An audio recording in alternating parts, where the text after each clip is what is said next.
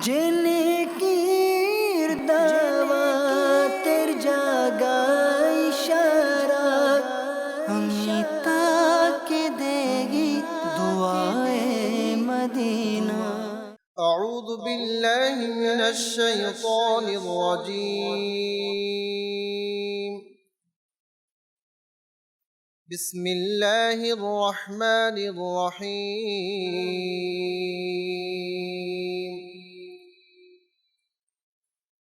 تبارك الذي بيده الملك وهو على كل شيء قدير.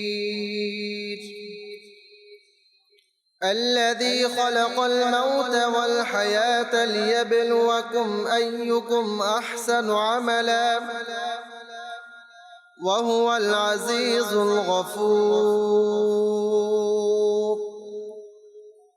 الذي خلق 7 سماوات طباقا ما ترى في خلق الرحمن من تفاوت فارجع البصر هل ترى من فطور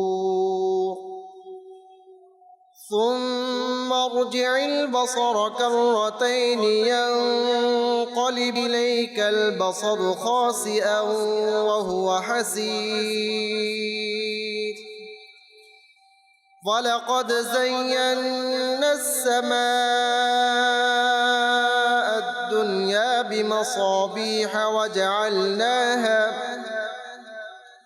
وجعلناها رجوما للشياطين وأعتدنا لهم عذاب السعير. وللذين كفروا بربهم عذاب جهنم وبئس المصير. إذا ألقوا فيها سمعوا لها شهيقا وهي تفور تكاد تميز من الغيظ كلما ألقي فيها فوج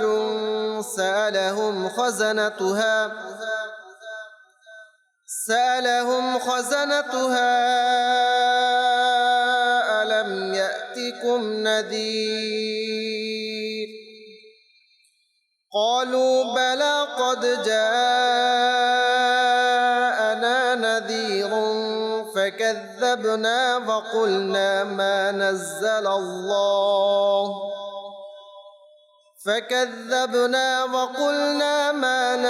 الله من شيء إن أنتم إلا في ضلال كبير. وقالوا لو كنا نسمع أو نعقل ما كنا في أصحاب السعير. فاعترفوا بذنبهم فسحقا لأصحاب السعير.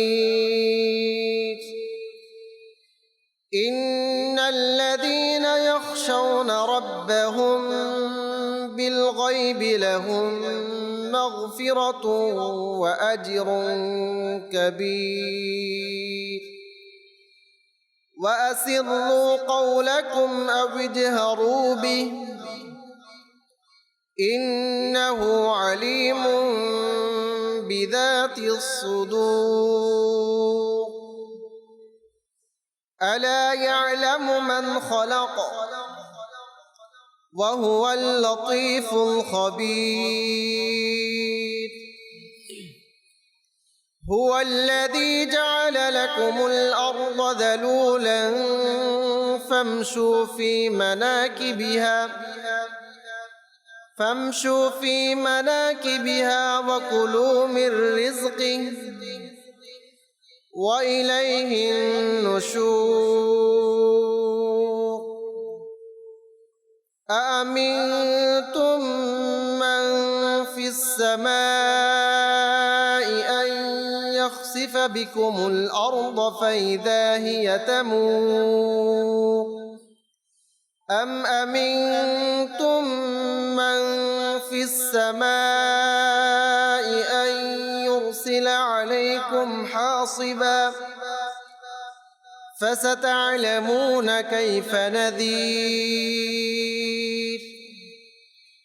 ولقد كذب الذين من قبلهم فكيف كان نكير أولم يروا إلى الطير فوقهم صافات ويقبضن ما يمسكهن إلا الرحمن إنه بكل شيء بصير أمن هذا الذي هو جند لكم ينصركم من دون الرحمن إن الكافرون إلا في غرور أمن هذا الذي يرزقكم إن أمسك رزقه بل لجوا في عتو ونفور أفمن يمشي مكبا على وجهه أهدى أمن يمشي على وجهه أهدى أمن يمشي سويا على صراط مستقيم قل هو الذي أنشأكم وجعل لكم السمع والأبصار والأفئدة قليلا ما تشكرون قل هو الذي ذرأكم في الأرض وإليه تحشرون ويقولون متى هذا الوعد إن كنتم صادقين قل إنما العلم عند الله وإنما أنا نذير مبين فلما رأوه زلفة سيئت وجوه الذين كفروا وقيل هذا الذي كنتم به تدعون قل أرأيتم إن أهلكني الله ومن معي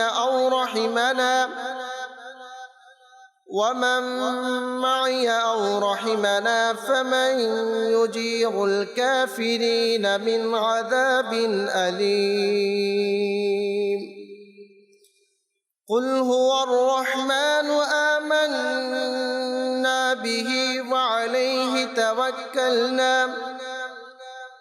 فستعلمون من هو في ضلال مبين قل أرأيتم إن أصبح ماؤكم غورا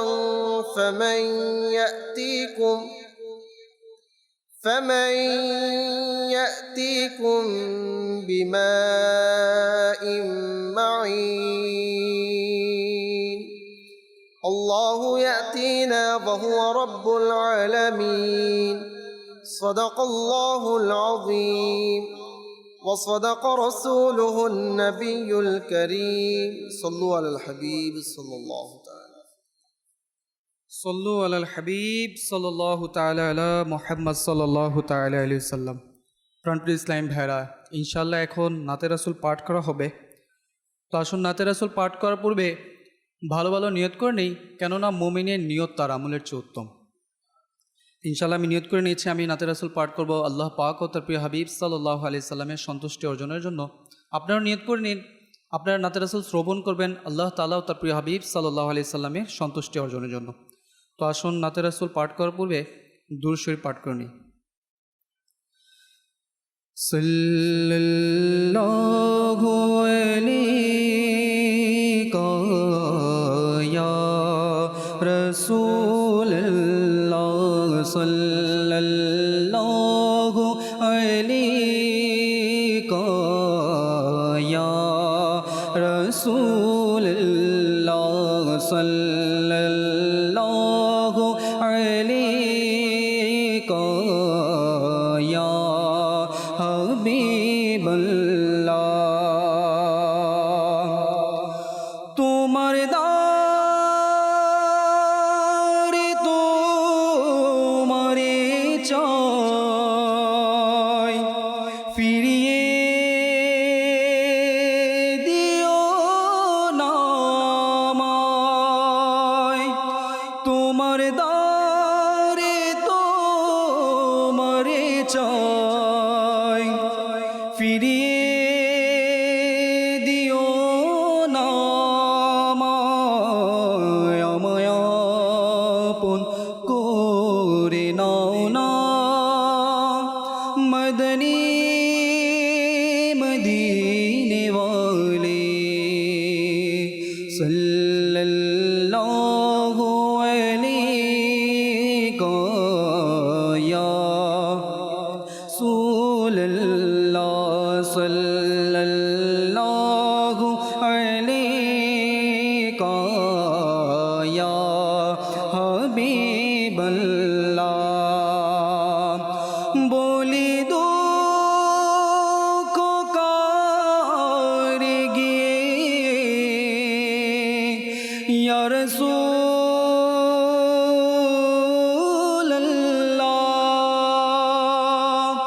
বলি দুঃখ কারে গিয়ে তুমি ছাড়া কে বুঝিবে আমার বিরহ বেদনা মদনী মদিনে ওয়ালে সাল্লাল্লাহু আলাইকা ইয়া রাসূলুল্লাহ সাল্লাল্লাহু আলাইকা ইয়া হাবিবাল্লাহ। दो या रसूल मेरी किस्मत को जगा दो या रसूल मेरी किस्मत को जगा दो या रसूल एक झलक अपनी दिखा दो या रसूल एक झलक अपनी दिखा दो या रसूल। आ गया बीमारे मेरे तबीब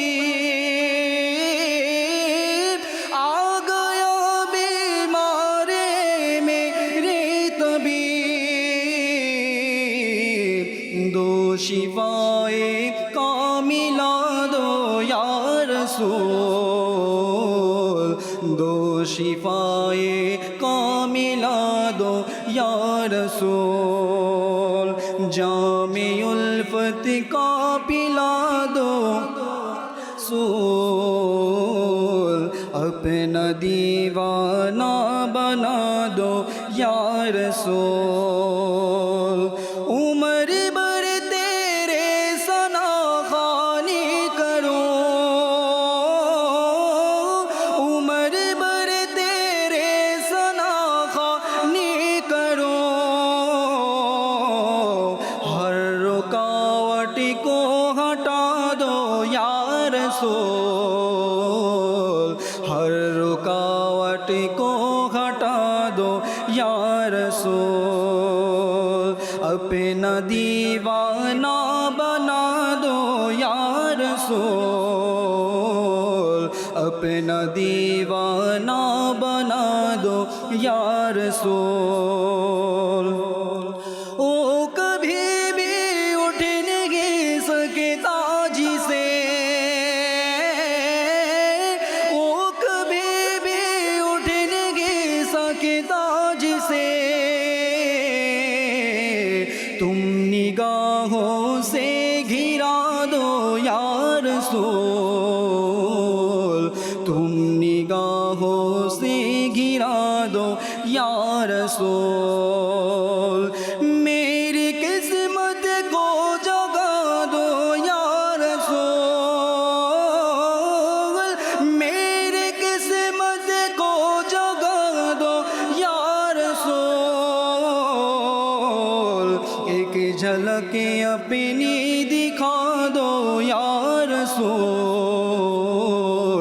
एक झलक अपनी दिखा दो या रसूल चांद को उंगली से मग दे पाक में चांद को उंगली से मग दे पाक में जिस तरफ चाहो झुका दो या रसूल जिस तरफ चाहो झुका दो या रसूल जामे उल्फत का पिला दो या रसूल मेरी किस्मत को जगा दो या रसूल बख्श देगा हर खता मेरे खुदा बख्श देगा हर खता मेरे खुदा तुम जरा लब को हिला दो या रसूल तुम जरा लब को हिला दो या रसूल जामी उल्फत का पिला दो या रसूल अपना दीवाना बना दो रसूल मेरी किस्मत को जगा दो या रसूल मेरी किस्मत को जगा दो या रसूल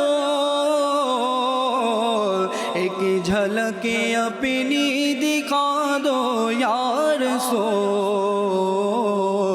एक झलक अपनी दिखा दो या रसूल एक झलक अपनी दिखा दो या रसूल एक झलक अपनी दिखा दो या रसूल सल्लु अलल हबीब सल्लल्लाहु तआला अला मुहम्मद सल्लल्लाहु अलैहि वसल्लम अल्हम्दुलिल्लाहि रब्बिल आलमीन वस्सलातु वस्सलामु अला सय्यिदिल अंबियाइ वल मुरसलीन अम्मा बअद फअऊज़ु बिल्लाहि मिनश शैतानिर रजीम बिस्मिल्लाहिर रहमानिर रहीम अस्सलातु वस्सलामु अलैका या रसूलल्लाह व अला आलिका व अस्हाबिका या हबीब अल्लाह अस्सलातु वस्सलामु अलैका या नबी अल्लाह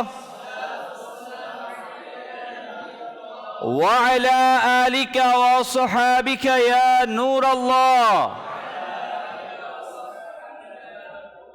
नवैतु सुन्नतल इअतिकाफ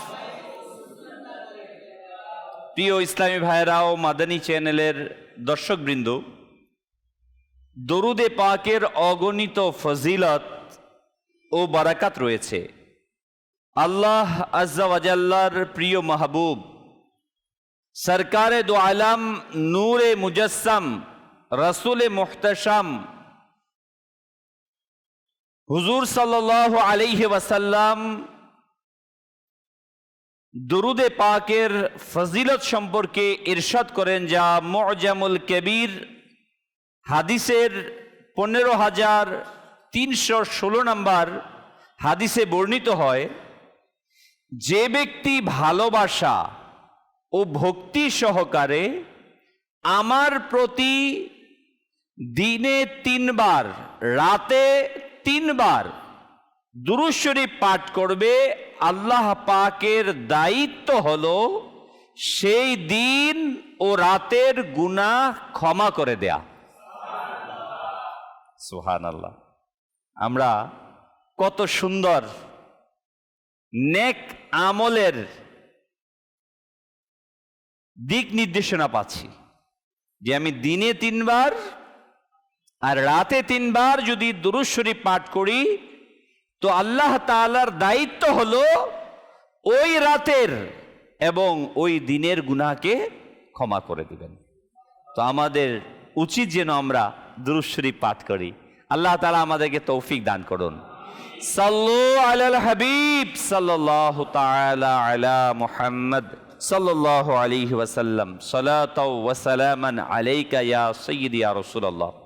রাসূল আকরাম সাল্লাল্লাহু আলাইহি ওয়াসাল্লাম ইরশাদ করেন, সত্য নিয়ত সবচেয়ে উত্তম আমল।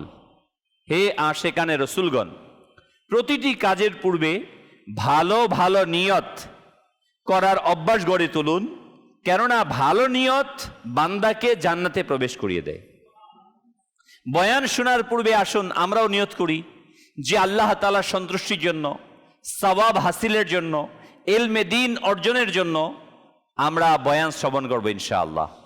বয়ান চলাকালীন উদাসীনতা থেকে বেঁচে থাকবো, নিজের সংশোধনের জন্য বয়ান শুনবো, যা শুনবো অপরের নিকট পৌঁছানোর চেষ্টা করব ইনশাআল্লাহ। আজকের বয়ানের বিষয় অন্তরের সংশোধন কেন জরুরি। আমরা তো বাহ্যিক অনেক কিছুই ডেকোরেশন করে থাকি, বাহ্যিকভাবে অনেক কিছুর সংশোধন করি, কিন্তু সবচেয়ে জরুরি বিষয় হচ্ছে অন্তরের, কলবের, হৃদয়ের সংশোধন। এটা কেন জরুরি আজকে এই বিষয় নিয়ে কিছু শোনার চেষ্টা করব ইনশাআল্লাহ। আল্লামা ইবনে জাওজি আলাইহি রাহমাতুল্লাহিল কবি বলেন, এক বাচ্চা মাদ্রাসায় নিজের বোর্ড ধুচ্ছিল, লিখে যেটাতে বোর্ড এটা পরিষ্কার করছিল, পানি দিয়ে বোর্ডের কালি যাচ্ছিল না। তখন বাচ্চাটি একটি রশি নিল, সেটাকে পানি দ্বারা ভিজালো, এরপর ওই রশির মধ্যে মাটি লাগালো আর সেটা দিয়ে কালিকে ধুতে লাগলো। পাশ থেকে এক ব্যক্তি দাঁড়িয়ে এই দৃশ্য দেখছিল। ওই বাচ্চাটা এই কাজ করছে, সে দেখছে।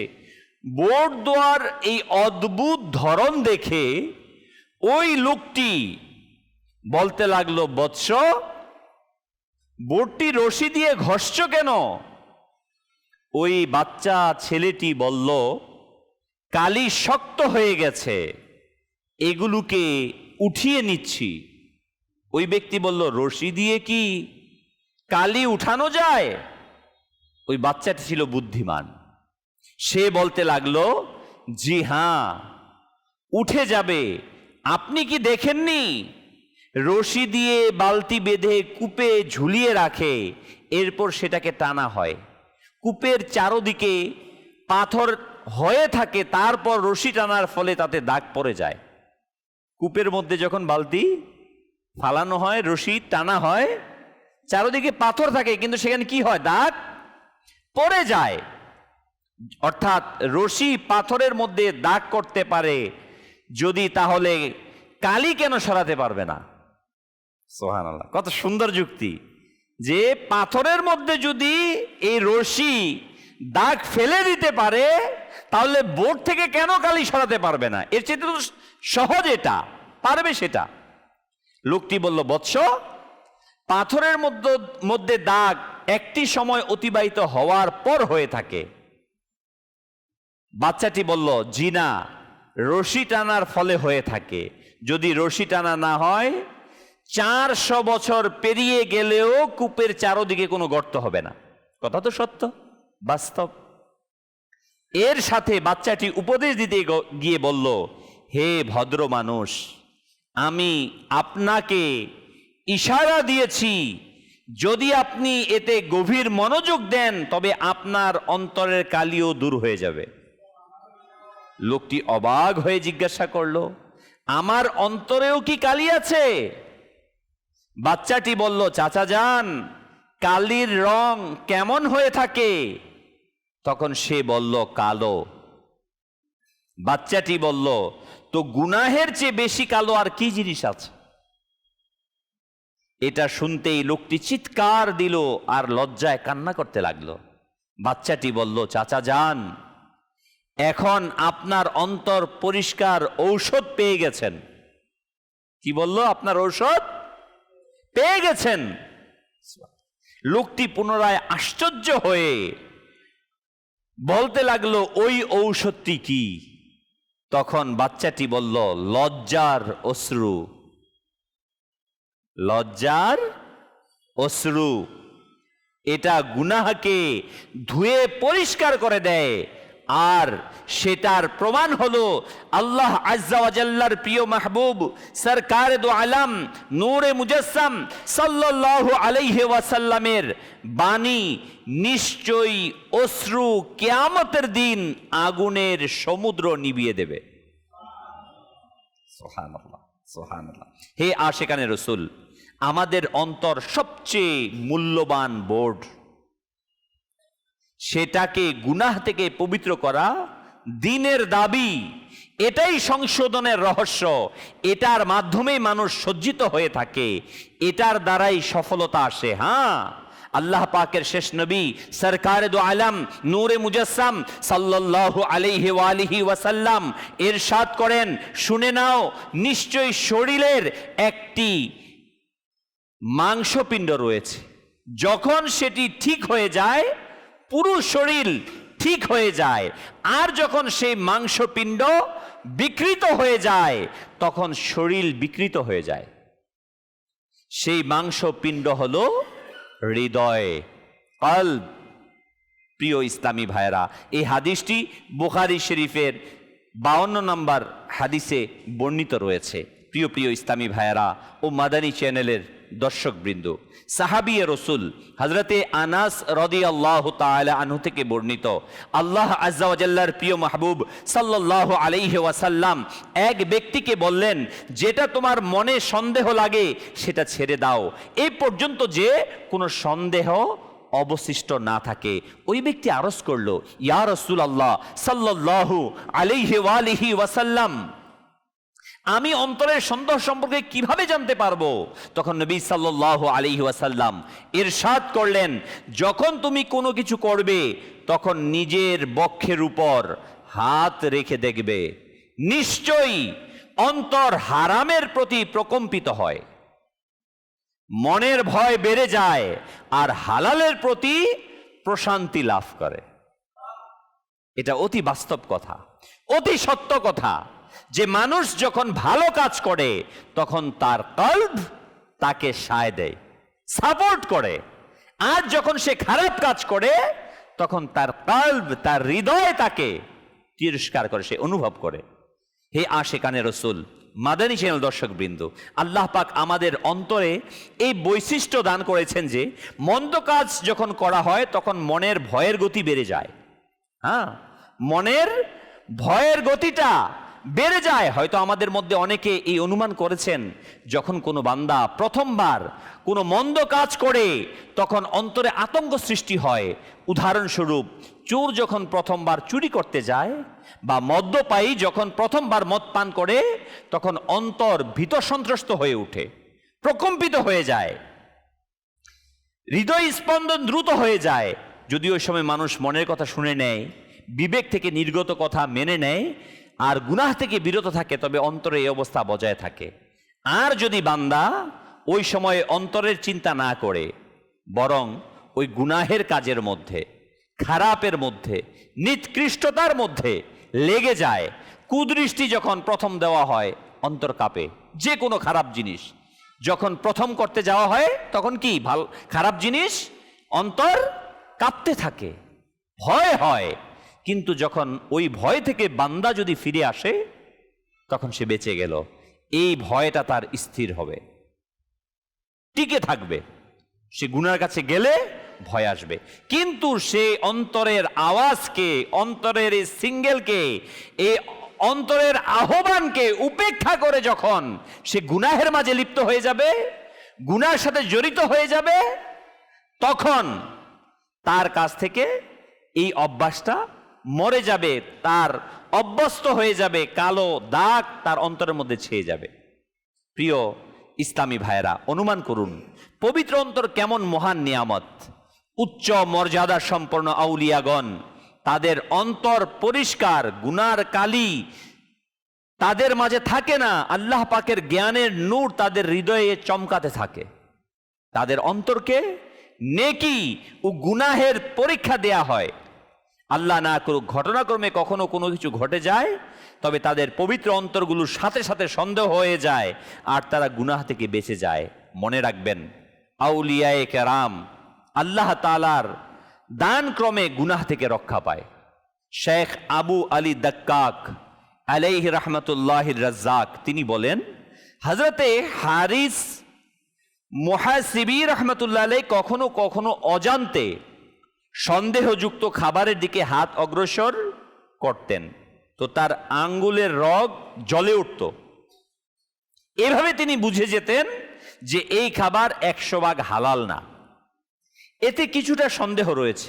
একবার তিনি কোথাও যাচ্ছিলেন, এক ভদ্রলোক খাবারের দাওয়াত দিলেন। তিনি তার মন খুশি করার জন্য ওই মেজবানের ঘরে তাশরিফ নিয়ে গেলেন। তিনি প্রথম লোকমা মুখে রেখেছিলেন মাত্র, সেটাকে মুখের ভিতর নাড়াচাড়া করতে লাগলেন, গিলে ফেলার চেষ্টা করতে রইলেন, কিন্তু গিলতে পারছিলেন না। অবশেষে তিনি সেই লোকমা মুখ থেকে বের করে ফেললেন। পরবর্তীতে জানতে পারলেন ওই খাবারের মধ্যে সন্দেহ ছিল। হারাম না, সন্দেহ। আর আমরা তো সন্দেহ চলেগা, চলে, স্পষ্ট জানার পরে কোন রকম এটাকে ঢাকা যায় কিনা, ডানে বামে কোনোভাবে এটাকে সিস্টেম করা। কিন্তু আউলিয়ায়ে কামিলিন, প্রিয় ইসলামী ভাইয়েরা, তিনাদের অন্তর জাগ্রত থাকত, কারণ তারা অবৈধ বিষয়টা, কত সুন্দর উদাহরণ দিয়েছে সুবহানাল্লাহ। শেখ তরিকাত আমির আহলে সুন্নাত দামাত বারকাতুহুল্লাহ আলিয়া আমাদেরকে কত সুন্দরভাবে বুঝাচ্ছেন। প্রিয় ইসলামী ভাইয়েরা, একইভাবে এমন অনেক আউলিয়া কেরাম রয়েছে যাদের হারাম সন্দেহযুক্ত খাবারের ব্যাপারে জানা হয়ে যেত। আল্লাহ সুবহানাহু ওয়া তাআলা পবিত্র কোরআনের 27 পারার সূরা হাদীদ এর 16 নম্বর আয়াতে ইরশাদ ফরমান, কানজুল ঈমান থেকে অনুবাদ, আর তাদের মতো হয়েও না যাদেরকে পূর্বে কিতাব দেয়া হয়েছে অতঃপর তাদের উপর সময়সীমা দীর্ঘায়িত হয়েছে, সুতরাং তাদের অন্তর কঠিন হয়ে গেছে। এই আয়াতে কারিমা আল্লাহ পাক পূর্ববর্তী জাত সম্প্রদায়ের কথা, জাতির কথা উল্লেখ করেছেন। ওই সব লোক যাদেরকে পূর্বে কিতাব দেওয়া হয়েছিল তারা দীর্ঘ আশায় নিমগ্ন ছিল, যার কারণে তাদের অন্তর কঠিন হয়ে গেছে। অতএব হে মুসলমানগণ, হে আশিকানে রাসূলগণ, হে আল্লাহ পাকের মাহবুব সাল্লাল্লাহু আলাইহি ওয়া আলিহি ওয়াসাল্লামের হাকিকি গোলামগণ, তোমরা কখনো ওইসব আহলে কিতাবীদের ন্যায় হয়ো না, বরং দীর্ঘ আকাঙ্ক্ষা থেকে বেঁচে থাকো আর নিজের অন্তরকেও খুব হেফাজত করো। আজ আমাদের শুধু আকাঙ্ক্ষা, লম্বা লম্বা আকাঙ্ক্ষা। আমরা বাঁচব না 60 বছর, কিন্তু টার্গেট থাকে আমরা 300 বছরের মজবুত বিল্ডিং না করতে পারলে আমি বিল্ডিংই তৈরি করলাম না। আমার হায়াতের মধ্যে হয়তোবা 20 লাখ টাকার প্রয়োজন, কিন্তু আমি কোটি টাকা ব্যাংক ব্যালেন্স না করতে পারলে আমার কিছুই উপার্জন হয় না। আমাদের টার্গেট হয়ে গেছে, দীর্ঘ আশা আমরা করে বসেছি। প্রিয় ইসলামী ভাইরা, আমাদের পূর্ববর্তী সম্প্রদায় এইভাবেই তাদের অন্তরকে মেরে ফেলেছিল। তারা আল্লাহ তাআলার ইবাদত থেকে দূরে সরে গিয়েছিল দীর্ঘ আশার কারণে। আমাদেরকে সতর্ক করেছেন আল্লাহ সুবহানাহু ওয়া তাআলা। হ্যাঁ, শুনুন শুনুন, হৃদয়ের কান দিয়ে শুনুন মাদানী চ্যানেল দর্শকবৃন্দ। তিরমিজি শরীফের হাদিসে বর্ণিত রয়েছে আল্লাহ তাবারক ওয়া তাআলার প্রিয় মাহবুব সরকার দু আলম নূরে মুজাসসাম সাল্লাল্লাহু আলাইহি ওয়া আলিহি ওয়াসাল্লাম ইরশাদ করেন, কঠোর হৃদয়ের লোক সবচেয়ে বেশি আল্লাহ পাক থেকে দূরে। কঠিন হৃদয়ের লোক সবচেয়ে বেশি আল্লাহ থেকে দূরে। হযরতে মালিক বিন দিনার আলাইহি রাহমাতুর রহমান তিনি বলেন, মানুষকে যে শাস্তি দেয়া হয়ে থাকে এর মধ্য থেকে সবচেয়ে বড় শাস্তি হলো হৃদয়কে কঠোর করে দেওয়া। তার মনটা শক্ত, ইবাদত দিকে আসে না, অসহায়ের প্রতি তার মন থাকে না, মন লাগে না, অসহায়ের আত্মচিৎকারে মন গলে না, ইবাদতের দিকে মন অগ্রসর হয় না, কঠোর হয়ে গেছে। আল্লাহ তাবারক ওয়া তাআলার ভয়ে তার চোখে অশ্রু আসে না, হাত উঠায় মুনাজাত করে কিন্তু কাদার তার কাছে তৌফিক নাই, মনটা শক্ত হয়ে গেছে। এটা সবচেয়ে বড় শাস্তি। মালিক বিন দিনার রাহমাতুল্লাহ আলাইহি বলেন, এক হাদিসে পাকে মুসলিম শরীফের 2564 নম্বর হাদিসে বর্ণিত রয়েছে, নিশ্চয়ই আল্লাহ পাক তোমাদের শরীর ও আকৃতি দেখেন না, বরং তোমাদের অন্তর দেখেন। ইমাম গজ্জালি রাহমাতুল্লাহ তাআলা আলাইহি মিনহাজুল আবিদিন কিতাবের মধ্যে লিখেন, এই হাদিসে পাক থেকে বোঝা গেল অন্তর আল্লাহ পাকের দৃষ্টির স্থান। আশ্চর্য লাগে ওই ব্যক্তির উপর যে বাহ্যিকভাবে সজ্জিত করে নেয় নিজেকে, নিজের জাহিরকে ধৌত করে, ময়লা আবর্জনা পরিষ্কার করে, যাতে করে লোক তাকে দোষ ত্রুটি মুক্ত দেখতে পায়, কিন্তু অন্তরের পরিচ্ছন্নতার ব্যবস্থা গ্রহণ করে না, যেটা আল্লাহ পাকের দৃষ্টির স্থান। কতই আশ্চর্যকর কথা না? বাস্তবিক কিন্তু আমরা তাই করি। ময়লা পোশাক পরি না, মানুষ দেখবে, খারাপ বলবে। আমি আমার শরীরকে গন্ধমুক্ত রাখি, দুর্গন্ধমুক্ত রাখি, পোশাককে পরিচ্ছন্ন রাখি, সুন্দরভাবে আমার ঘরটাকে সুন্দর রাখি, মানুষ দেখবে। কিন্তু যেটা সকল মানুষের খালিক এবং মালিক, যিনি সকল ক্ষমতার আধার, যিনি আমাকে সৃষ্টি করেছেন, লালন করছেন, পালন করছেন, যে রব তাবারক ওয়া তাআলা যা দেখেন তার প্রতি আমাদের খেয়াল নাই। যে অন্তরটা আমাদের দেখেন, ওই অন্তরটার অবস্থাটা কি এটা আমি ঠিক করছি না। হে আশিকানে রাসূলগণ, চিন্তা করার বিষয়। আমরা ঘুম থেকে উঠে যতক্ষণ না পর্যন্ত মুখ ধুয়ে না নেই ঘর থেকে বের হওয়া পছন্দ করি না। কাপড় ময়লা হয়, মানুষের সামনে যেতে আমরা সংকোচ বোধ করি। কিন্তু আফসোস, শতকোটি আফসোস, অন্তরে ময়লা, অন্তরে গুনাহের কালো কালো দাগ ছেয়ে গেছে, অন্তরে খারাপ খারাপ চিন্তা, কুধারণা, অহংকার, আমিত্ব, লোক দেখানো, হিংসার আগুন জ্বলছে। আমাদের সেটার সামান্যতম চিন্তা নেই, অথচ অন্তর হলো আল্লাহ পাকের দৃষ্টির স্থান। সেটাই আল্লাহ দেখেন, বাহ্যিকতা দেখেন না, ওই কাল্পটাকেই দেখেন, হৃদয়টাকেই দেখেন, এই অন্তরটাকে আল্লাহ তাআলা দেখেন। অথচ আমরা বেখেয়াল হয়ে গেছি এই অন্তরটা সংশোধন করা থেকে।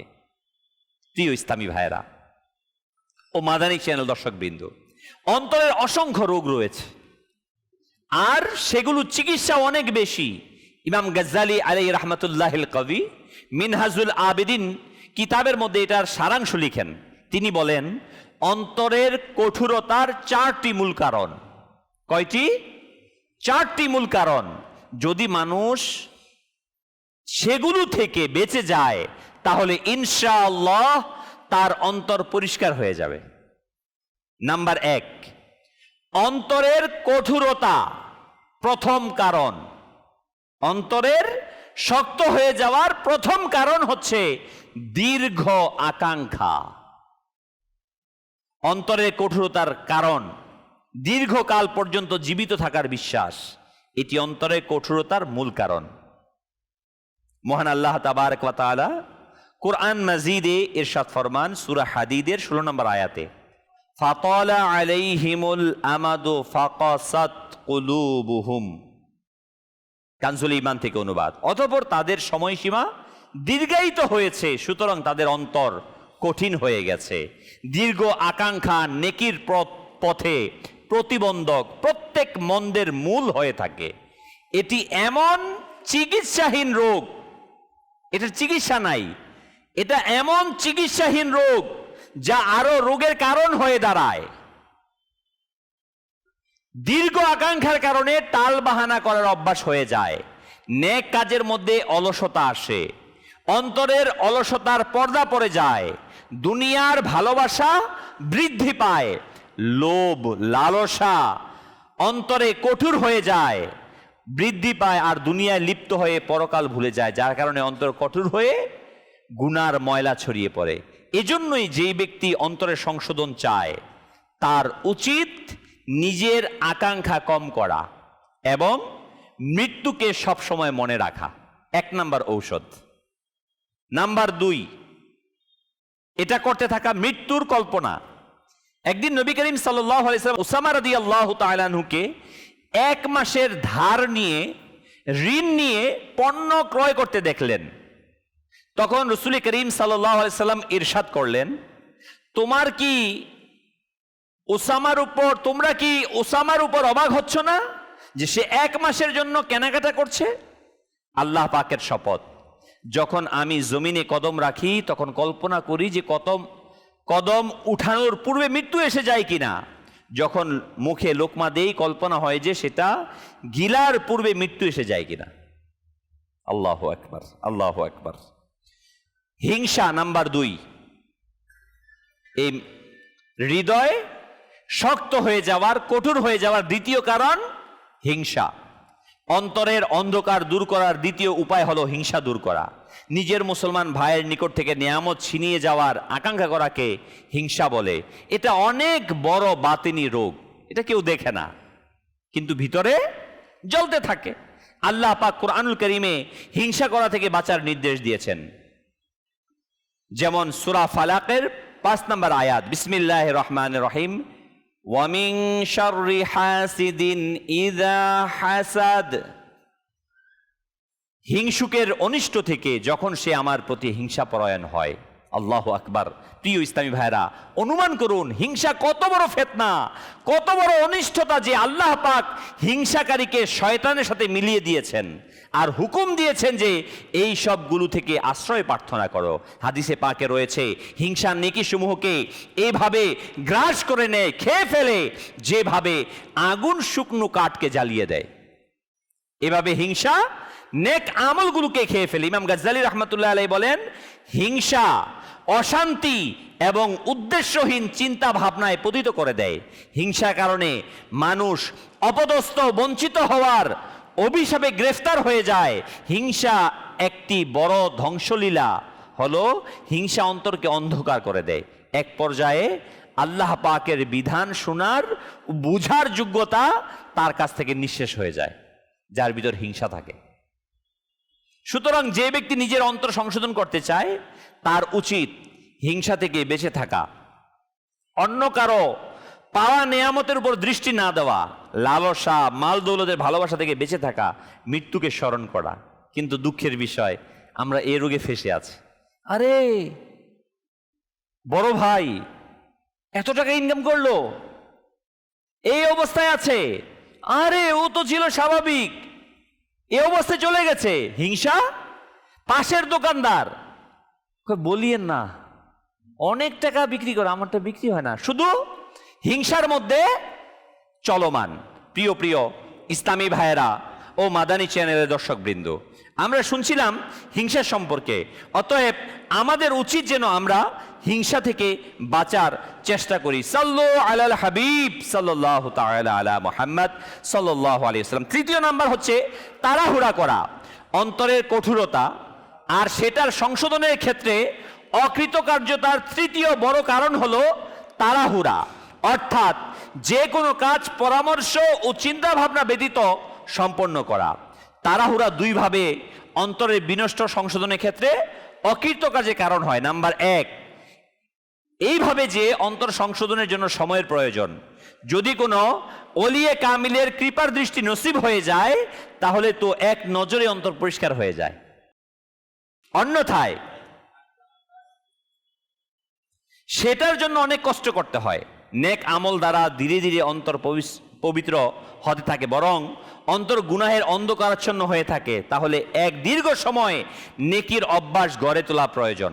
এক পর্যায়ে অন্তরের অন্ধকার নেমে আসতে আরম্ভ হয়, কিন্তু তাড়াহুড়া করা ব্যক্তি এতটুকু ধৈর্য সহ্য করতে পারে না। বলে যে ভাই কবে থেকে নামাজ পড়তেছি, অনেক দিন ধরে ইবাদত করতেছি, কিন্তু আমি পাচ্ছি না, ঠিক হচ্ছি না। এই যে বিষয়টা, এই বিষয়গুলোর কারণে তাড়াহুড়া যখন কেউ করে তখন আর সে অন্তরের চিকিৎসা সে গ্রহণ করতে পারে না। বলেন তো দেখি প্রিয় ভাই, যখন কেউ বড় ধরনের কারো রোগ হয়, প্যারালাইজড হয়ে গেছে মনে করেন, এ কি 2 দিনে চিকিৎসা ভালো হয়ে যায়? দীর্ঘদিন আস্তে আস্তে আস্তে আস্তে ট্রিটমেন্ট করিয়ে, ঠিক না? মাথা ব্যথা হয়েছে, ছোট রোগ, একটু পরে ঠিক হয়ে যায়। কিন্তু প্যারালাইজড হলে কিন্তু দীর্ঘ সময় চিকিৎসা। এই যে অন্তরের এই রোগটা, এটা হচ্ছে দীর্ঘ বড় আমাদের প্যারালাইজড শরীরের নেকির কাজের প্যারালাইজ হয়ে গেছে, আমাদের নেকির কাজ করতে পারি না। এটা থেকে চিকিৎসা করার জন্য এই ইবাদতের মাধ্যমে আস্তে আস্তে আস্তে আস্তে অগ্রসর হওয়া। প্রিয় প্রিয় ইসলামী ভাই, তাড়াহুড়ার কারণে অন্তর কঠোর হয়ে যাওয়ার দ্বিতীয় কারণ হলো অন্তরের সংশোধনের জন্য খোদা ভীতিতা অনেক জরুরি। আর পরহেজগারির মূল হলো মানুষের প্রতিটি কাজকে ধীর স্থির সহকারে করা, চিন্তা ভাবনা করে করবে। যখন মানুষ ধৈর্য বিবেচনার পরিবর্তে তাড়াহুড়া করে কাজ করে, চিন্তা ভাবনা না করে, তখন গুনাহের মধ্যে পতিত হওয়ার সম্ভাবনা বেশি থাকে। উদাহরণস্বরূপ, যদি চিন্তা ভাবনা না করে কথা বলার অভ্যাস হয়ে যায়, সেই কথার মধ্যে গীবত, মিথ্যা, চগলখুরির মতো গুনাহের মাঝে সে নিবেদিত হতে পারে। এমনইভাবে তাড়াহুড়াকারী গুনাহ থেকে বেঁচে থাকাটা কঠিন হয়ে দাঁড়ায়। যদি গুনাহ থেকে বাঁচতে না পারে, তবে অন্তরের সংশোধন কিভাবে হবে?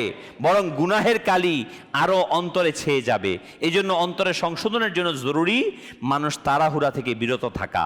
আল্লাহ পাক আমাদের সবাইকে তাড়াহুড়া করা থেকে, প্রতিটি জায়েজ কাজের পূর্বে কয়েক সেকেন্ড থেমে ভালো নিয়ত সহকারে করার অভ্যাস হওয়ার তৌফিক দান করুন।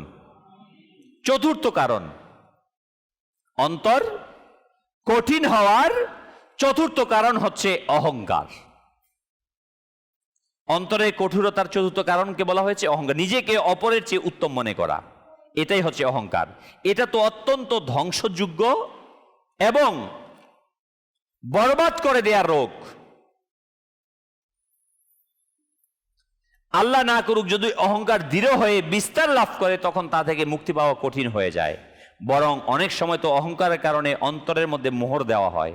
আল্লাহ সুবহানাহু ওয়া তাআলা ইরশাদ করেন, কানজুল ঈমান থেকে অনুবাদ, আল্লাহ এভাবেই মোহর করে দেন অহংকারী ও গোঁড়া ব্যক্তির সমগ্র অন্তরের উপর। বোঝা গেল অহংকার অন্তরের মোহর লাগানোর কারণ। এই জন্য জরুরি হলো বান্দা অহংকার থেকে সর্বদা বাঁচতে থাকবে, বিনয় অবলম্বন করবে। হাদিসে পাকে রয়েছে, যে আল্লাহ পাকের জন্য বিনয় করে, আল্লাহ তাবারক ওয়া তাআলা তাকে উচ্চ মর্যাদা দান করেন। হে আশিকানে রসুল, অন্তরের কঠোরতার এই 4টি মূল কারণ: দীর্ঘ আকাঙ্ক্ষা, নাম্বার 2 হিংসা, নাম্বার 3 তাড়াহুড়া, আর নাম্বার 4 অহংকার। আমাদের এই 4টি থেকে বেঁচে থাকতে হবে। দীর্ঘ আকাঙ্ক্ষা না করা, বরং মৃত্যুকে সর্বদা স্মরণ করা, এই কল্পনায় মাথায় রাখা যে মৃত্যু আসবেই। হিংসার আগুনে না জ্বলা, আল্লাহ পাক যা দান করেছেন তার প্রতি কৃতজ্ঞ হওয়া, এবং সর্বদা অন্যের কল্যাণ কামনা করা, কখনো কারো ব্যাপারে মন্দ কিছু চিন্তা না করা। আমরা শুধু উপর দিকে তাকাই, নিচের দিকে কম তাকাই। কিন্তু আমি যখন আমার নিচের দিকে কাউকে তাকাবো, আমার একটা ঘর আছে, একটা বিল্ডিং আছে, যার বিল্ডিং নাই, টিনের ঘর আছে, তার দিকে তাকাই। আমার টিনের ঘর আছে, যার টিনের ঘর নাই, বস্তিতে থাকে, তার দিকে তাকাই। যে বস্তিতে রোমের ভিতর থাকে, সে তাকাক যে রাস্তা ফুটপাতে পড়ে আছে। যার কিছুই নাই সে তাকাক যার হাত এবং পা নাই। এগুলো কি কেউ আমরা ডেভেলপ করতে পারি? সম্ভব না, সম্ভব না। কেউ যদি মনে করে যে আমি শ্রম দিয়ে অর্থ উপার্জন করেছি, এটা ভুল ধারণা তার। আপনি কি কোন চেষ্টার ফলে আপনি ধনী ঘরে জন্মগ্রহণ করেছেন বাবা? আল্লাহ তাআলা জন্ম দিয়েছে। আল্লাহ তাআলা ইচ্ছে করলে আমাকে ওই বস্তিতে জন্ম দিতে পারতো, ইচ্ছে করলে আমাকে ফুটপাতে জন্ম দিতে পারতো। আল্লাহ তাআলার দয়া যে এই জায়গাতে আছে, এই বিষয়টা যখন আমরা আনবো, তখন আর কারোর প্রতি আমাদের হিংসে থাকবে না, তখন সঠিক মনে হবে। প্রিয় ইসলামী ভাইয়েরা, অন্তরের কঠোরতার 3টি রুহানি চিকিৎসা শেখে তরিকাত আমির আহলে সুন্নাত আল্লামা ইলিয়াস আত্তার কাদেরী দামাত বারকাতুহুল আলিয়া তার লিখিত কিতাব মাদানী 5 সূরার মধ্যে লিখেন, যে কেউ প্রতি নামাজের পর 100 বার ইয়া আল্লাহু পাঠ করবে, ইনশাআল্লাহ তার বাতিন প্রশস্ত হবে। নাম্বার 2, যে প্রতিদিন ফজরের নামাজের পর বুকের উপর হাত রেখে 70 বার ইয়া ফাত্তাহু ইয়া ফাত্তাহু পাঠ করবে, ইনশাআল্লাহ তার অন্তরের মরিচা ও ময়লা দূর হয়ে যাবে। নাম্বার 3, আর যে প্রতিদিন যে কোনো সময় দিনে একবার, দিনে এক টাইম, 1 টাইম 7 বার ইয়া ফাত্তাহু পাঠ করবে, ইনশাআল্লাহ তার হৃদয় আলোকিত হবে। হে আশিকানে রাসূল, অন্তরের সংশোধন এবং গুনাহ থেকে বাঁচার, এটা আমরা শুনলাম আর হয়ে গেল এমনটি না। এর জন্য আমাদের একটি নেক সোহবত দরকার, নেক সোহবত দরকার। এই নেক সোহবত আলহামদুলিল্লাহ দাওয়াত ইসলামী দিচ্ছে। আমি যদি চাই যে আমার হৃদয়টা কোমল থাকুক, তাহলে আমার উচিত আশিকানে রাসূলদের সাথে মাদানী কাফেলাতে সফর করা। মাদানী কাফেলায় সফর করে নিজের জন্য দোয়া করতে থাকা, নিজের জন্য প্রার্থনা করতে থাকা, দ্বীনি কাজের সাথে সম্পৃক্ত থাকা। নবী করিম সাল্লাল্লাহু আলাইহি ওয়াসাল্লাম ইরশাদ করেন, বুদ্ধিমান হলো সে ব্যক্তি যে তার নিজের হিসাব নিকাশ ও মৃত্যুর পরবর্তীর জন্য আমল করে। নিজের সংশোধন করা, নিজেকে শয়তান থেকে বাঁচানোর উত্তম মাধ্যম হলো আমরা নিজের অভ্যাস, নিজের চরিত্র, নিজের আমলের পর্যবেক্ষণ করা। বর্তমান সময়ে আমির আহলে সুন্নাত দামাত বারকাতুহুল আলিয়া নিজের আমলের পর্যবেক্ষণ করার সহজ পদ্ধতি দিয়েছেন, নেক আমল বই, 72 নেক আমল। বয়স্ক ইসলামী ভাইদের জন্য 72টি প্রশ্ন লেখা, প্রতিটি প্রশ্নের নিচে 30টি ঘর খালি রয়েছে। প্রতিদিন প্রশ্ন পাঠ করে নিজের আমল পর্যবেক্ষণ করা। ইসলামী বোনদের জন্য রয়েছে এবং ছাত্র ভাইদের জন্য রয়েছে। আল্লাহ সুবহানাহু ওয়া তাআলা আমাদের সবাইকে সেই তৌফিক দান করুন। প্রিয় প্রিয় ইসলামী ভাইয়েরা, মানুষের জীবনের উন্নতির লক্ষ্য স্থল নির্ধারণ করতে বর্তমান যে সময়টি অতিবাহিত হচ্ছে, এতে কম্পিউটার, ইন্টারনেটের ভূমিকা অনেক গুরুত্বপূর্ণ। বর্তমান সময়ে তথ্য প্রযুক্তির কোনো না কোনোভাবে জীবনের প্রতিটি ক্ষেত্রে প্রভাব ফেলছে। আলহামদুলিল্লাহ, আশিকানে রাসূলের দ্বীনি সংগঠন দাওয়াতে ইসলামী উম্মতের সংশোধনের জন্য বিশ্বব্যাপী ইসলামের বাহারকে, ইসলামের পেগামকে, ইসলামের মেসেজকে পৌঁছে দেওয়ার জন্য যেসব মজলিস এবং বিভাগ তৈরি করেছে, তার মধ্যে একটি বিভাগ হলো আইটি ডিপার্টমেন্ট। আলহামদুলিল্লাহ, যার কাজ তথ্য প্রযুক্তির মাধ্যমে সারা দুনিয়ার মানুষকে ইসলামের শিক্ষায় শিক্ষিত করা। আইটি ডিপার্টমেন্টের কার্যাদির মধ্যে হতে আলা হযরত রাহমাতুল্লাহ আলাইহির প্রসিদ্ধ ফতোয়ার কিতাব ফতোয়া রাজবিয়া ও কোরআনে পাকের অনুবাদ কানজুল ঈমান সফটওয়্যার রূপে উপস্থাপন করেছে, যেটা প্রশংসনীয়। টাইম ডিপার্টমেন্টের সহযোগিতায় একটি মোবাইল অ্যাপ্লিকেশন প্রেয়ার টাইমস চালু করেছে, যেটা 27 লাখের বেশি স্থানের জন্য নামাজের সঠিক সময়ে শনাক্ত করা হয়। প্রেয়ার টাইমে আমি আপনাদেরকে বলবো, প্রত্যেকেই যারা মোবাইল ব্যবহার করেন, অ্যান্ড্রয়েড মোবাইল, সবাই এটাকে চেষ্টা করবেন নিয়ে যাওয়ার জন্য, কারণ আমরা বিভিন্ন সময় বিভিন্ন জায়গায় যাই নামাজের। এটা অত্যন্ত কার্যকরী একটা প্রেয়ার টাইমটা। আলহামদুলিল্লাহ, হজের সফরে অসংখ্য আশিকানে রাসূল এই প্রেয়ার টাইম ডাউনলোড করে তারা নির্ধারিত সময়কে মেনটেন করে নামাজ আদায় করছে। আপনি পৃথিবীর যেখানেই থাকেন, যে অবস্থায় থাকেন, সেখানে আলহামদুলিল্লাহ আপনি যদি এই প্রেয়ার টাইমটাকে ডাউনলোড করে নেন, তাহলে আপনি আপনার নির্ধারিত সময়ে নামাজগুলো সঠিকভাবে আদায় করতে পারবেন। আলহামদুলিল্লাহ রাব্বিল আলামিন। আল মদিনা লাইব্রেরি সফটওয়্যারের মাধ্যমে 200-র চেয়ে অধিক কিতাব সহজভাবে অধ্যয়ন করতে পারবেন। আলহামদুলিল্লাহ, আইটি ডিপার্টমেন্টের এছাড়া অনেক মোবাইল অ্যাপ্লিকেশন প্রস্তুত করেছে, যার মধ্যে কোরআন টিচার, ফায়জানে হাদিস, দারুল ইফতাহ আহলে সুন্নাত, কালিমা এন্ড দোয়া, রুহানি ইলাজ, আরও অনেক অ্যাপ্লিকেশন চালু করেছে দাওয়াত ইসলামীর ওয়েবসাইটে আপলোড করে দিয়েছেন। আপনিও অ্যাপ্লিকেশনটি দাওয়াত ইসলামীর ওয়েবসাইট থেকে ডাউনলোড করতে পারেন। আলহামদুলিল্লাহ রাব্বিল আলামিন, দাওয়াত ইসলামী প্রত্যেকটি সেক্টরের মধ্যে নেকির দাওয়াতকে প্রচার করার প্রচেষ্টা চালাচ্ছে। আল্লাহ সুবহানাহু ওয়া তাআলা আমাদের সবাইকে এই নেকির দাওয়াতে সম্পৃক্ত থাকার তৌফিক দান করুক। আমরা প্রত্যেকে তো চাই যে আমাদের কলবটা, হৃদয়টা সেটা কঠিন না হয়ে যাক, এটা নরম থাকুক, এটা আমরা চাই কি না? যদি আমরা চাই তাহলে আমাদেরকে নেকির কাজের মধ্যে সম্পৃক্ত থাকতে হবে। আর এই কলবকে সহজতর, এটাকে পরিচ্ছন্ন রাখার জন্য নেক আমলের মাঝে কন্টিনিউ থাকা, আর কলব যদি শক্ত হয়ে থাকে তার জন্য তওবা করতে থাকা, ইবাদতের মাঝে মশগুল থাকা। আল্লাহ সুবহানাহু ওয়া তাআলা আমাদের সবাইকে সে তৌফিক দান করুক। প্রিয় ইসলামী ভাইরা, আসুন শেখ তরিকাত আমিরুল সুন্নাত দামাত বারাকাতুল্লাহ আলিয়া এর 101 মাদানী ফুল থেকে শয়ন ও জাগরণের সুন্নত আদব শ্রবণ করে নিই। শয়ন করার আগে বিছানাকে ভালোভাবে ঝেড়ে নিন, যাতে কোনো ক্ষতিকর পোকামাকড় ইত্যাদি থাকলে তা বের হয়ে যায়। শয়ন করার আগে এই দোয়াটি পড়ে নিন, আল্লাহুম্মা বিসমিকা আমুতু ওয়া আহইয়া। যে ব্যক্তি আসরের পর ঘুমায় আর তার বুদ্ধি কমে যায়, তবে সে যেন নিজেকে তিরস্কার করে। দুপুরে কাইলুলা অর্থাৎ কিছুক্ষণ শয়ন করা, এটা মুস্তাহাব। কিছুক্ষণ শোয়া, আমরা তো শুলে একেবারে ঘুমায় যাই দীর্ঘক্ষণ।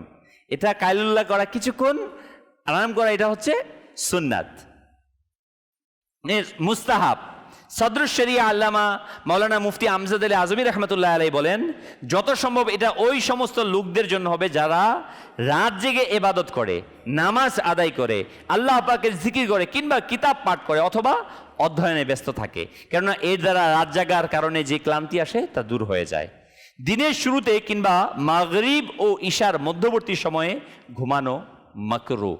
দিনের শুরু মিন সূর্য ওঠার পর, আর ঈশার এবং মাগরিবের মাঝামাঝি সময়ে ঘুমানো এটা মাকরু, নিষিদ্ধ। সাল্লু আলাল হাবিব সাল্লাল্লাহু তাআলা আলা মুহাম্মদ সাল্লাল্লাহু আলাইহি ওয়াসাল্লাম। প্রিয় ইসলাম ভাইরা ও মাদানী চ্যানেল দর্শকবৃন্দ, আসুন দাওয়াত ইসলামের সাপ্তাহিক ইজতেমায় পঠিত দুরূদ শরীফ ও 2টি দোয়া আমরা পাঠ করে নিই।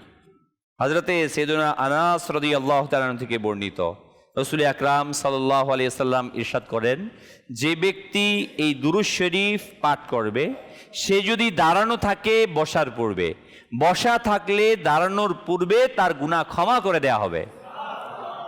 আল্লাহুম্মা সাল্লি আলা সাইয়্যিদিনা ওয়া মাওলানা মুহাম্মাদিন ওয়া আলা আলিহি ওয়া সাল্লিম। যে ব্যক্তি দুরূদ শরীফ পাঠ করবে তার উপর রহমতের 70টি দরজা খুলে দেয়া হবে। সাল্লাল্লাহু আলা মুহাম্মদ। হযরত আহমদ সাইবি রাহমাতুল্লাহ আলাইহি কতিব বুজুর্গ থেকে বর্ণনা করেন, এই দুরূদ শরীফ একবার পাঠ করলে 6 লক্ষ বার দুরূদ শরীফ পাঠ করা সওয়াব অর্জন হয়। আল্লাহুম্মা সাল্লি আলা সাইয়্যিদিনা মুহাম্মাদিন আদাদা মা ফি ইলমিল্লাহি সালাতান দাইমাতান বিদাওয়ামি মুলকিল্লাহ। একদিন এক ব্যক্তি আসলো, প্রিয় নবী সাল্লাল্লাহু আলাইহি ওয়াসাল্লাম তাকে নিজের এবং সিদ্দিক আকবর রাদিয়াল্লাহু তাআলার মাঝখানে বসালেন। এতে সাহাবায়ে কেরাম অত্যন্ত আশ্চর্য হলেন যে এই সম্মানিত ব্যক্তিকে। যখন তিনি চলে গেলেন, রাসূল করিম সাল্লাল্লাহু আলাইহি ওয়াসাল্লাম ইরশাদ করলেন, সে যখন আমার উপর দুরূদ শরীফ পাঠ করে তখন এইভাবে পড়ে। আসুন আমরাও পড়ার চেষ্টা করি। আল্লাহুম্মা সাল্লি আলা মুহাম্মাদিন কামা তুহিব্বু ওয়া তারদা।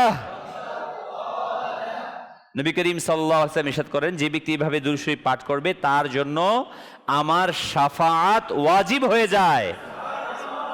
আল্লাহুম্মা সাল্লি আলা মুহাম্মাদিন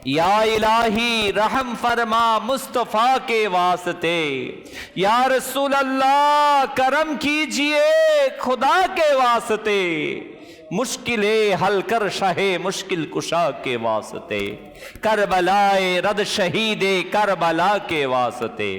मौलाई करीम अल्लाह আমরা গুনাহগার, সিয়াকার, বদকার, নাফরমান মাওলা। আমি তো সেই ব্যক্তি যে দিনের আলোতে গুনাহ করেছি, রাতের আধারে গুনাহ করেছি। গুনাহের কারণে আমাদের কলব শক্ত হয়ে গেছে মাওলা। মাওলা, জাহান্নামের ভয়ে, তোমার ভয়ে আমাদের চোখে অশ্রু আসে না, আমাদের কলব শক্ত হয়ে গেছে মাওলা। কিয়ামতের দিন সকল মানুষের সামনে যদি আমাদের গুনাহগুলোকে তুমি প্রকাশ করে দাও, আমরা কিভাবে মুখ দেখাবো মাওলা? ইয়া গফফারু ইয়া সত্তার, ইয়া রহমানু ইয়া রহিম। মাওলাই করিম আল্লাহ, তুমি আমাদের জীবনের গুনাহকে মাফ করে দাও মাওলা। তুমি যদি আমাদেরকে ক্ষমা না করো, আমরা কার কাছে যাব? কে আমাদের ক্ষমা করবে? কার কাছে আমরা মাওলা মাফ চাইব? কে আমাদেরকে মাফ করবে? কেউ আমাদের মাফকারী নেই, কেউ ক্ষমাকারী নেই মাওলা। তোমার রহমান আর রহিম নামের ওয়াসিতা, তোমার নবী রাহমাতাল লিল আলামিন সাল্লাল্লাহু আলাইহি ওয়াসাল্লামের ওয়াসিতা আমাদের জীবনের গুনাহকে মাফ করে দাও। আমাদের প্রিয় মা বাবাকে ক্ষমা করে দাও মাওলা। অনেকের প্রিয় বাবা, প্রিয় মা মাওলা, তাদেরকে যে কবর রেখে এসেছি মাওলা, প্রিয় মাকে কবর রেখে এসেছি মাওলা, প্রিয় বাবাকে কবর রেখে এসেছি। মা যখন বেঁচে ছিল, ঘর থেকে বের হতাম, সালাম করে অনুমতি নিয়ে দোয়া করতে থাকতো। এখন আর মা বেঁচে নেই, কেউ আর দোয়া করে না, কেউ আর বলে না সাবধানে যেও। মৌলাই করিম আল্লাহ, আমাদের সেই প্রিয় মা বাবা যাদের অন্ধকার কবরে শায়িত, জানি না কেমন রেখেছো ওই কবরে মাওলা। আমাদের প্রত্যেকের মা বাবার কবরগুলোকে তোমার হাবিবে পাকের নূর দ্বারা মুনাব্বার করে দাও। আমরা সন্তান হিসেবে তাদের পক্ষ থেকে ক্ষমা চাই। আমাদের মা বাবার জাহেরি বাতিনি ছোট বড় সকল গুনাহকে ক্ষমা করে দাও মাওলাই করিম আল্লাহ। এই মুহররম মাসের ওয়াসিতা, শুহাদায়ে কারবালার ওয়াসিতা আমাদের সবাইকে ক্ষমা করো মাওলা। ইমামে আলী মাকাম, ইমামে আরশ মাকাম, ইমামে হুমাম হযরতে হুসাইন রাদিয়াল্লাহু তাআলা আনহু, তিনি যে কুরবানি দিয়েছেন মাওলা, তার কুরবানির কথা স্মরণে আসলে হৃদয় কেঁপে উঠে।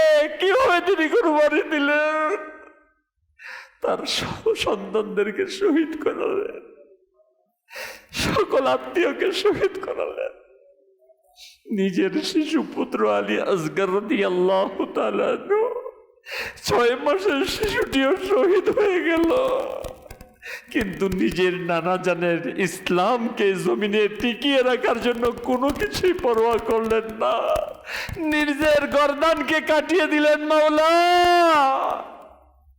মাওলা, তার এই কুরবানির ওয়াসিলায় আমাদেরকে তুমি কবুল করে নাও, আমাদেরকে তুমি ক্ষমা করে দাও, আমাদেরকে হুসাইনি জজবা দান করে দাও মাওলা, আমাদেরকে হুসাইনি জজবা দান করে দাও। হে আল্লাহ, আজ বিশ্বের মুসলমান চারদিকে নির্যাতিত, নিপীড়িত, নিষ্পেষিত। আজ মুসলমানের রক্তে রঞ্জিত হচ্ছে এই জনপদগুলো। মৌলাই করিম আল্লাহ আজ্জা ওয়া জাল্লা, মুসলমানদেরকে তুমি হেফাজত করো, এক আর নেক বানাইয়া দাও, এক আর নেক বানাইয়া দাও। হে আল্লাহ, মুসলমানদেরকে তুমি নেক বানাইয়া দাও মাওলা, আমাদেরকে নেক আমল করার তৌফিক দাও।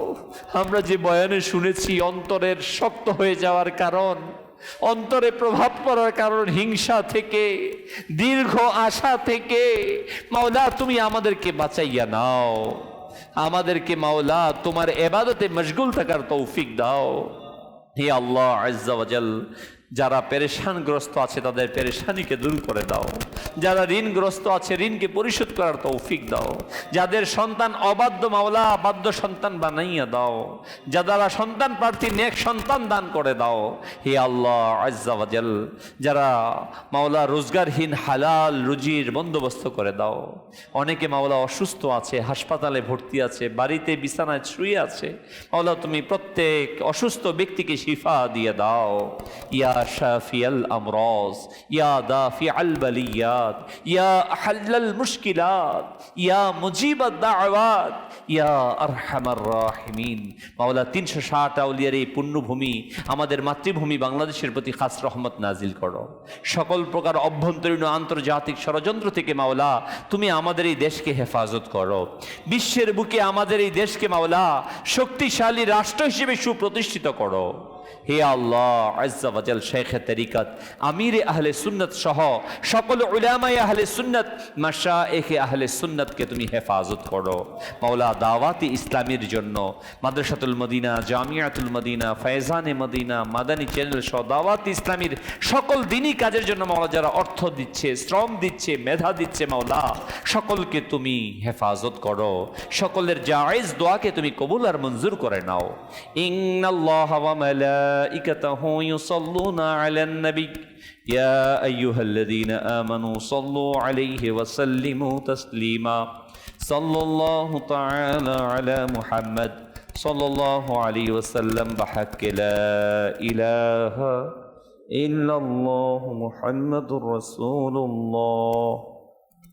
নবী সালাম আলাইকা ইয়া রাসূল সালাম আলাইকা ইয়া হাবিব সালাম আলাইকা সালাওয়াতুল্লাহ আলাইকা তালাল বদরু আলাইনা মিন সানিয়াতিল ওয়াদাই ওয়াজাবা শুকরু আলাইনা মাদা লিল্লাহি দাই ইয়া নবী সালাম আলাইকা ইয়া রাসূল সালাম আলাইকা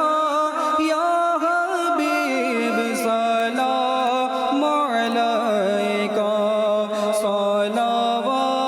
সালাওয়াতুল্লাহ আলাইকা।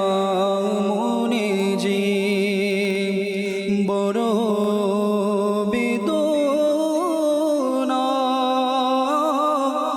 বুঝাইলে কে গো বুঝে না। মুনিজি বড় বেদনা বুঝাইলে কে গো বুঝে না। শুনাইলে কে গো শুনে না। শুনেন গো শাহে মদিনা ইয়া নবী সালাম ইয়া রাসূল সালাম আলাইকা ইয়া হাবিব সালাম আলাইকা সালাওয়াতুল্লাহ আলাইকা। মুস্তাফা জানে রাহমত পেলা খো সালাম শমে বাজি दायत पेला खो सलाम गौसुल आज़म इमाम मुद्दो का वन्नो का जलवाए शाने कुदरत पेला खो सलाम। मुस्तफा जाने रहमत पेला खो सलाम शमे बजी में हिदायत पेला खो सलाम।